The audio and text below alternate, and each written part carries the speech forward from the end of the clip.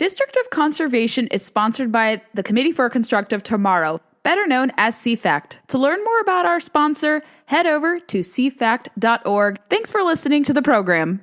Ryan Reynolds here from Mint Mobile. With the price of just about everything going up during inflation, we thought we'd bring our prices down. So to help us, we brought in a reverse auctioneer, which is apparently a thing. Mint Mobile Unlimited Premium Wireless. How to get 30, 30, bit to get 30, bit to get 20, 20, 20, bit to get 20, 20, bit to get 15, 15, 15, 15, just $15 a month? Sold! Give it a try at mintmobile.com/switch. $45 up front for 3 months plus taxes and fees. Promo rate for new customers for limited time. Unlimited more than 40 gigabytes per month. Slows full terms at mintmobile.com. Welcome to District of Conservation. I'm your host, Gabriella Hoffman. This podcast offers a sober examination into all things hunting, fishing, shooting sports, energy, environment, and the public policy surrounding it. And this podcast also specializes in original interviews that you won't hear elsewhere. Here's what I have for you today. We're going to be breaking down a couple timely issues with repeat guest Luke Hilgemann from IOTR, International Order of T. Roosevelt. Namely, we're going to focus on Chevron and what's the latest with wolf reintroduction and also the Yes on 2 Florida ballot initiative. Luke, it's good to have you back on. It's so good to be back with you, Gabby. Thanks for having me. Of course. Let's first take a crack at the Chevron Doctrine. So a lot of people have been coming to me and asking me, what is this going to do with environmental regulation, conservation? The initial reading into it, and I'm going to preface a little context, Luke, for listeners who are not familiar with Chevron, because it is a convoluted concept. And even for me as a non-lawyer, but someone who can understand and extrapolate this stuff, it's a little tricky. I've had to learn a little bit more about it myself. But the Chevron Doctrine was a 40-year precedent where for rulemaking, which is in Congress's lap, right, Congress deferred this to the executive branch for ambiguous and supposedly reasonable rules. So whatever Congress was not crafting in terms of statute, they kicked it to the executive branch, meaning all these different agencies. And we've been in legislative limbo, rule limbo as a result. It's really bloated and expanded the administrative state. It has given a lot of these agencies unwielded power to make our lives, especially as it relates to conservation and energy decisions, a lot harder, more strenuous. And so that's why I think it's important. And when Alec reached out to me and said, have Luke come on and talk about the Chevron Doctrine and its impact on conservation, you would be perfect to elucidate on this more. But you believe I got that correct, right? That assumption about the two-step process being kicked out of the window, the commercial fishermen decision, how they were regulated beyond belief. Now they don't have to pay these crazy monitor fees. Did I miss anything about how Chevron should be understood for people in our industry? No, I think you hit it perfectly.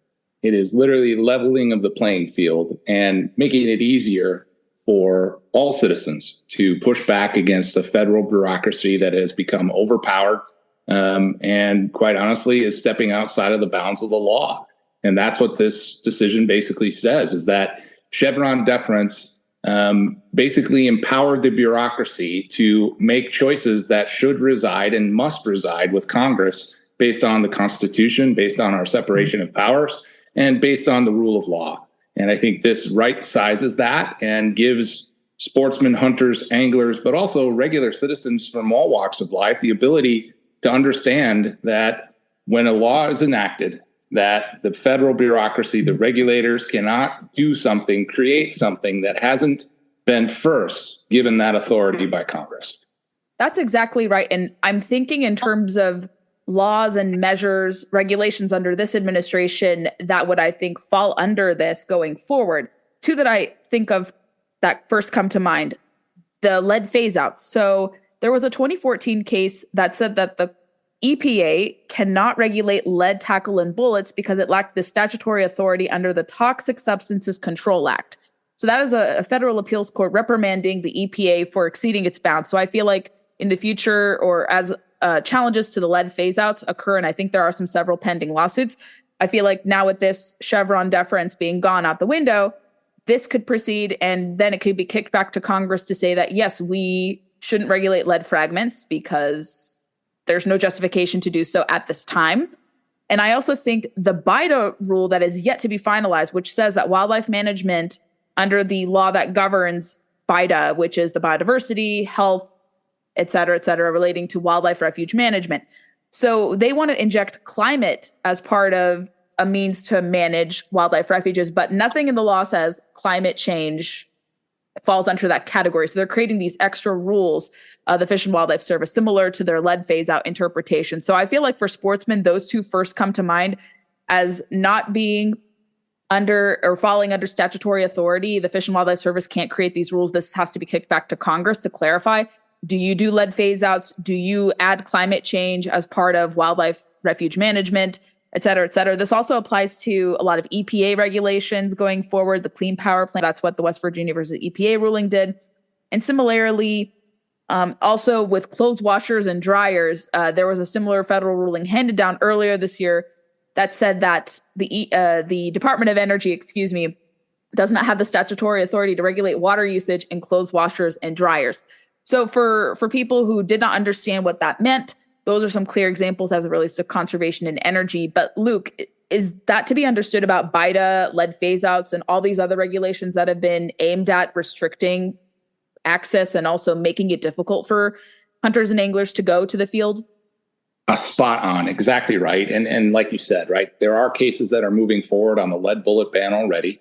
But what this ruling did was open up more opportunity for us as personal citizens, as private citizens, as sportsmen, as anglers, as conservationists to push back against these types of ridiculous policies and regulations that have no basis in the law. And I think you're going to see a full group of them moving forward. And now, because Chevron deference has been removed by the Supreme Court, those will go back to the courts where they belong, right? The separation of powers and what this nation is founded on is the ability of Congress to write laws for the judiciary to then interpret those laws. And I think what we've seen is a final balancing of the separation of powers back in the favor of freedom and liberty. And that's what we can expect all along. So I think this is a huge ruling. I think it is going to provide some real firepower for our groups, for hunting, fishing, conservation groups to push back against the encroachment of our rights, as we've seen from the federal government, but also in the states as well. I also think this is going to apply to the Antiquities Act because we keep seeing that, which does negatively impact sportsmen and women access. It's under this administration, there's always a clear connection. You see the different proposals, preferred alternatives that show that there will be restrictions to recreational shooting, OTV, ATVing, sometimes fishing, because they don't view that these activities in terms of management tools should fall under the purview of a national monument. They want national monuments to be set up to become national parks and even wilderness in many cases. So I even think that the Antiquities Act, which can broadly encompass a lot of access points and activities that we all love and hold dear, where these restrictions come into place because of this misinterpretation of how much power a president has to create a national monument from Forest Service, BLM lands, Fish and Wildlife Service lands. The presidents, especially Democrats, have exceeded their power here. So I think this will even keep that law. The Endangered Species Act even as well will also be put in check now that Chevron deference is gone, has been successfully overturned. And so I think we have a lot of good stuff to look forward to. It's not going to reduce the quality of the environment. It's just going to say the bureaucracy does not have this entrenched power to create ambiguous rules, which they deem reasonable. But we all know those are not reasonable rules when they just craft rules that don't really consult many stakeholders, just very extreme elements of the stakeholders that they do consult. They're power brokers, the people who put them into office, very far left. Preservationist interests are the ones who are largely determining and effectuating these stakeholder decisions, as we know, Luke. So I think this is going to be a check and maybe even a check on who they're consulting as stakeholders to. So I'm excited for that to happen. Let's move into the wolf conversation. So what is happening with wolves? I also think wolf delisting could also fall into this as well, with the Chevron deference going out the window and no longer being applied for future cases. So what is happening with wolves that my listeners should be aware of? Yeah, so the Humane Society of the United States and 4 other anti-hunting fringe groups came together and are suing on the ability for Wyoming, Montana, and Idaho to maintain their ability to manage wolves in the western states. And that case has now been refiled. They messed up on one of the deadlines that they were supposed to reach, but they immediately refiled. And what they're trying to do is, again, say that even though wolves have reached every population benchmark, that the science has told us that they are fully recovered, that they want to remove any ability for states, especially in the West. They were successful with the Great Lakes states, and what they've done here with this California court ruling to relist the wolf, that they're now going for wolves in all 50 states to try and prevent states from responsibly managing this predator population, which we know has a significant detriment to maintaining wild game populations of huntable species across the board. So your listeners need to pay attention to this case. I think it's one that it could have grave detriment to our ability to see wolves managed on the western slope, which means that, again, the states that have the ability to do so right now would have the shackles of the law pulled back and said, you can't do this anymore. So I've seen it happen here in my home state of Wisconsin, where we lost our wolf hunting season, and now we have an uncontrolled, unmanaged wolf population that is killing more deer than hunters in 7 northern counties here in Wisconsin. And again, this is just another one of these examples of the federal bureaucracy, the federal government, being swayed by these anti-hunting partners who really don't have any vested interest in true conservation. And so we're watching this case. We think it's something that, again, we have to pay attention to. But as you said, now with what we've seen coming out of the Chevron decision, I think it's going to be a lot more difficult for these anti-hunting forces, these not well-intended conservation groups, to make these types of cases move forward. Right. And I think it has to be, with the check on bureaucracy, we're going to hopefully see the science followed more and not so much emotion. That's what I feel like the bureaucrats who are crafting these different rules, wolf, BITA, lead phase outs, they're driven by emotion and not science. So hopefully some science can be re-injected into the discussion and into the rulemaking process here. And again, kick it back to Congress, who is the true legislative body that has to be clarifying, expanding, removing, doing whatever in their power. I mean, we don't want the legislative branch to be crazy either, but I think that's where this perfectly falls into, especially if, let's say in the future, we have pro-hunting majorities in Congress, then we would know that they wouldn't craft legislation or rules that'd be so onerous or obtuse where we would lose our rights, lose access, and have this kind of legal jeopardy or this kind of no man's land of regulation, which we've seen time and time again when we go back and forth between administrations. But going stateside, you guys have been working very closely with a lot of friends of mine in Florida for the Yes on 2 ballot initiative. And I keep talking about and telling to people, listeners and outside of the podcast, that you need to watch what happens in Florida, because we do have ballot measures in Colorado, which would strip hunters there of their ability to manage mountain lions, which could have wide sweeping effects to other species. But alternatively, we have offensive or measures like this. Luke, reiterate the importance of this Yes on 2 ballot initiative and why Florida is doing this at this point in time, even though there are so far no exact threats yet presented to hunting and fishing in Florida, but could be down the road if this measure were not to be adopted.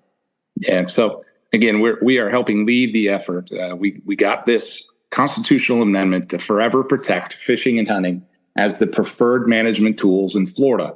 23, now actually 24 other states have the ability to do so, protected in their state constitutions.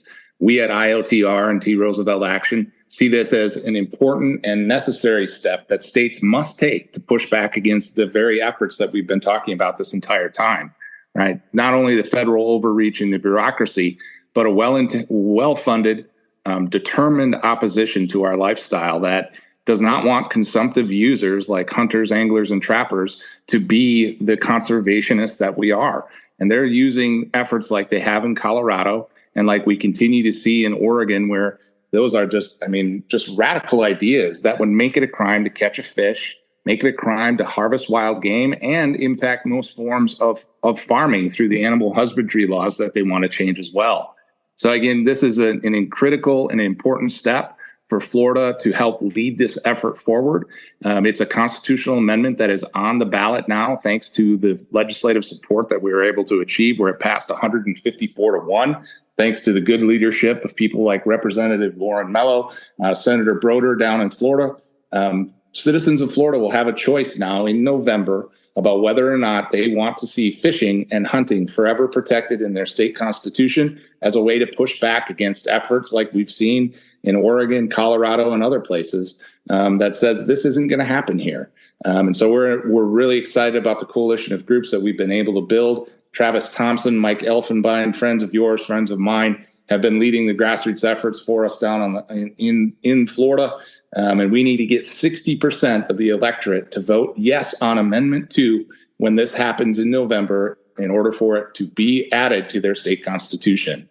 The important part for us is that we're not stopping in Florida. We see Florida as a blueprint that can be remodeled and rephased in to help additional states that don't have these protections in place. So we want to win Florida and then use that as a model that we can scale and replicate across the country to forever protect fishing and hunting rights as the preferred management tools for our wild game and fishing populations across the country.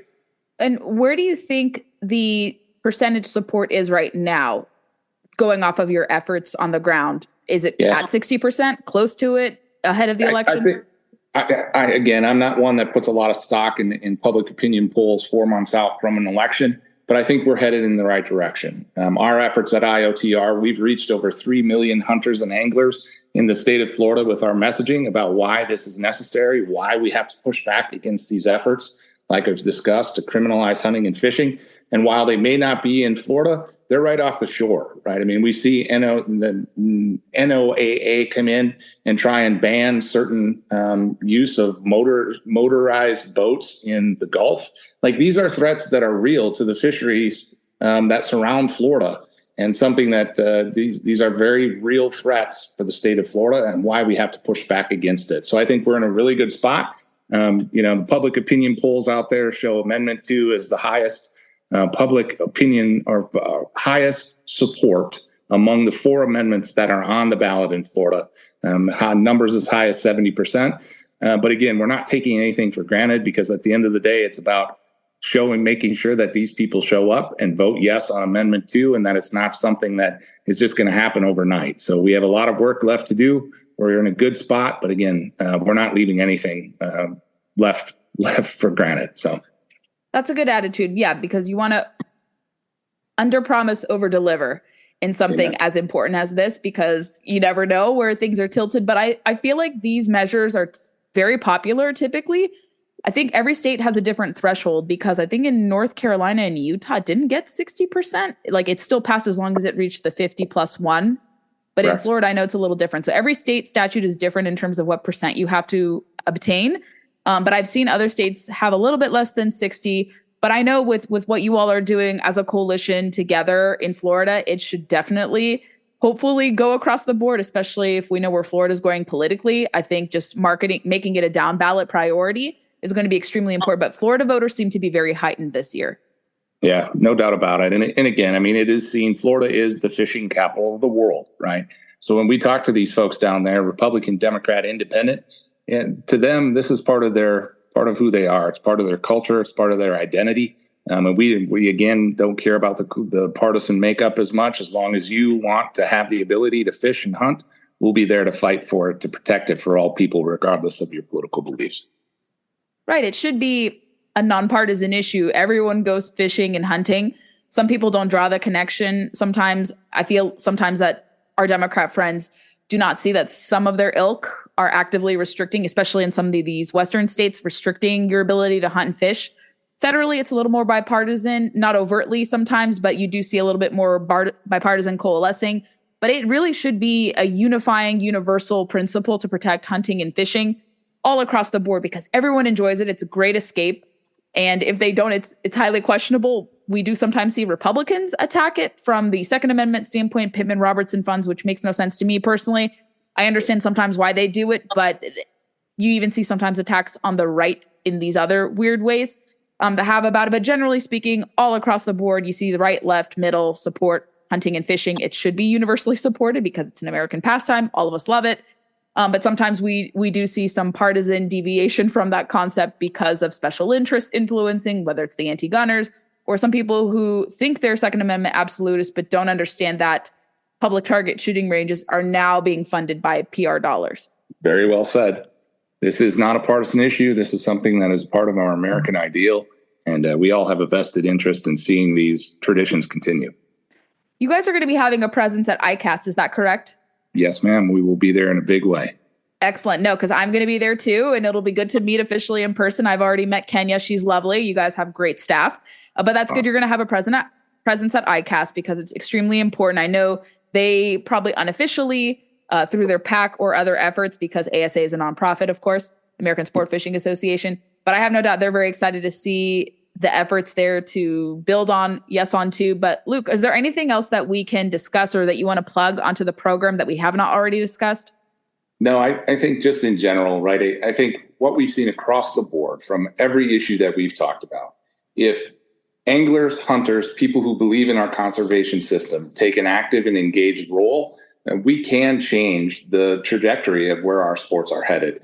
And I think that's the other big message for your listeners to understand is that we have to continue to do everything we can to activate people who like to hunt, fish, and believe in conservation like we do, to get out there and vote, to educate themselves about who stands with you on these policies, who stands against you on these regulations that we've talked about, and make sure that they are out there voting their values and their lifestyle, because these things are in jeopardy. And if we sit it out, we know what the outcome will be. We'll see further decline in our sports from people walking away from it, to new regulations being added, to hunting and fishing bans, and even attempts to criminalize hunting and fishing. So we have to stay engaged. We have to stay vigilant. And that's incumbent on all of us who buy a hunting or fishing license or who are part of a conservation organization that wants to see the North American model maintained. Do you also think with the people you speak to, Luke, because you have a really good pulse on politics, given your past grassroots work involvement, is hunting and conservation going to be a top priority for some voters? I know the economy, inflation is taking precedence, but I wonder in some of these decisive states, Florida and others, where people will have hunting and conservation be a top of mind issue. Do you think so?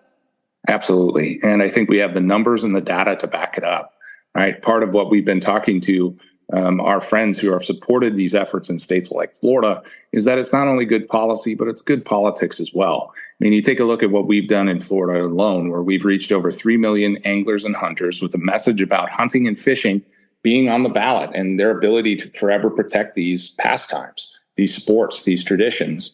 And what we've seen is out of those folks, about 1.3 million of them are irregular voters, meaning they don't vote on a regular basis. But even worse, there's 500,000 anglers and hunters in the state of Florida who aren't registered to vote. So since we've talked to them, Gabby, we've registered 25,000 new voters in the state of Florida. And I think that's 100%. Yes. And we have the data to back it up. 25,000 new voters coming to the polls in Florida because we put fishing and hunting on the ballot. Incredible. That's such a good driver of people to go to the polls, regardless of how people vote. Of course, everyone knows where I stand politically, but from an objective lens, I think I don't know why the hunters and anglers haven't been engaged more. I know I was talking to Baker Levitt, who's been working on the efforts, and maybe you guys are working together with the different outfits to identify those licensed hunters and anglers who don't vote and get them out to the polls. But it's so interesting because I know hunters and anglers who are very animated, very politically active. And then I know others who are disengaged, not interested because they feel like their vote doesn't count for anything. So I'm hoping you guys especially can help steer the conversation in your more official capacity outside of the nonprofit, of course, because I know you guys have a PAC and you have a 501c4 effort where you can do these activities where applicable. But hunters and anglers really should vote because our lifestyle is on the line. Like we have talked about on the show and in past appearances that you've made and Travis and Mike and others, hunting and fishing is on the line. We see this in the States, not so much federally quite yet, but you vote in certain people into office federally. Now we see the Biden administration cracking down on hunting and fishing, unlike anything we've ever seen before. But the States are where we're seeing these incremental bans of big game management going away, those decisions, attacking something like predator hunting contests, et cetera. So we see the death by 1,000 cuts, attacks on hunting and fishing occurring at these Western states, not so much the Mountain West, but you see Washington, California, Colorado. Now I'm having to be prepared and talking about even efforts in Texas to ban mountain lion hunting, because a friend of mine there was saying that even in a red state like Texas, they're being influenced by these anti-hunters, nice documentarians who are wielding influence into Texas parks and wildlife in a red state. So that's really concerning to me to hear that. No doubt about it. And again, we as hunters and anglers, it's incumbent on us and congratulate and thank people like Baker for doing what they're doing to get out there and motivate and activate hunters and anglers to get off their couch, get out of their boat, get out of their hunting blind, and make sure they educate themselves and make an informed decision about who represents them at all levels of government, because it matters. And like you said, our sports are truly on the line. And we don't want to lose those. We don't want to become like Europe and the rest of the world, because it's such a special thing to be able to have these public resources, public-private land, these innumerable opportunities. And what everyone forgets is you're not always catching a fish or harvesting a wildlife species or animal. It's oftentimes everything else. You're enjoying nature, you're hearing sounds, you're maybe bonding with your family or significant other. Perhaps you're teaching someone new how to do these activities. It's so all-encompassing. The kill shot is just a minor part of it. It's an added bonus when we can harvest something successfully, but it's everything else. And losing that would be terrible. That would be un-American if that were to happen. So we want to work to prevent that. I'll do my part here on the show and in my efforts and to help supplement what you guys are all doing. But Luke, if everyone wants to connect with IOTR, you individually, learn more about Yes on 2, where would you like to direct them? Go to www.iotr.org. That is the International Order of Teddy Roosevelt. That's our official website. You can find out the information there. If you're interested, or you live in Florida, or you have friends and family in Florida that you feel like they need to be educated about this amendment and what's involved there, they can go to yesonto.fl.org and find out more about the amendment, educate yourself, and make sure that folks understand fishing and hunting is on the ballot in Florida this fall. And we have an opportunity to forever protect those sports and this lifestyle by getting out there and voting. Well said, Luke. Thank you so much for joining the show. And I look forward to connecting with you in Orlando in a few short weeks at ICAST. It's going to be fun. Awesome. Thank you, Gabby. I look forward to it. If you enjoyed this installment of District of Conservation, I would love to know your feedback. Send it my way. Please be sure to leave us reviews on Apple, Spotify, or wherever podcasts are played. And also check us out on Facebook, Instagram, and Twitter to never miss a beat nor a guest announcement. Thanks so much for listening to District of Conservation. I hope you have a wonderful day. And please share the podcast to those who may be interested in learning more about these critical natural resources, environment, energy issues.